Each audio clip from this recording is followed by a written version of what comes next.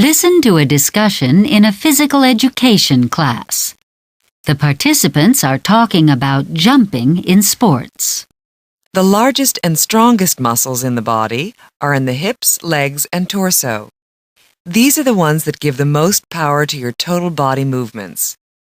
We have discussed the development of training methods for these muscles, especially those used for jumping. Many sports require a large repertoire of jumping skills. In such sports, players must respond in a variety of ways to different situations that occur in the course of the game or activity. For example, think about a volleyball player who may have to jump immediately after landing from a previous jump.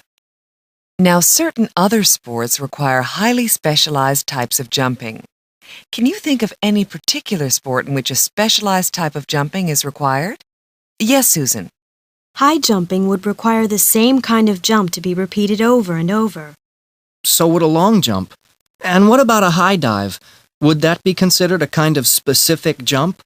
I mean, a diver has to practice the same kind of movement in jumping off the board, right?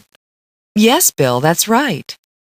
To perfect these sport-specific moves, an athlete has to repeat the motion literally thousands of times to ingrain its pattern into the subconscious memory of movement. This repetition strengthens the muscles so that the movement can be performed with less effort, more power, and often greater speed. Most athletes work their leg muscles hard in their fitness program, but they tend to neglect their arm muscles. Arms are at least as important as legs when it comes to carrying through a jumping motion.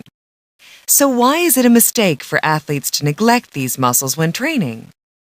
Well, one reason an athlete trains is to reduce the risk of injury by strengthening muscles, bones, joints, and connective tissue.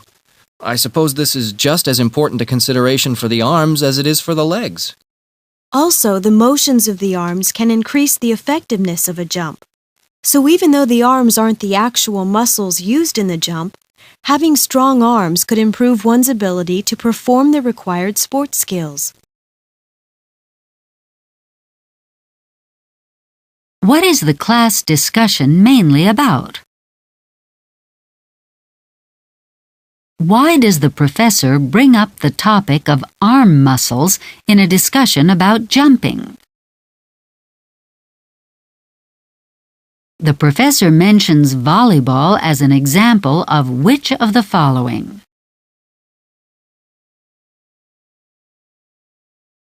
According to the professor, what can an athlete do to improve efficiency of movement?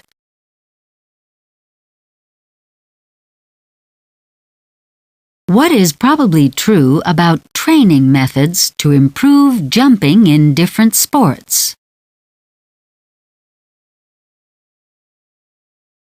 Based on the discussion, classify the training requirements for the sports that are illustrated.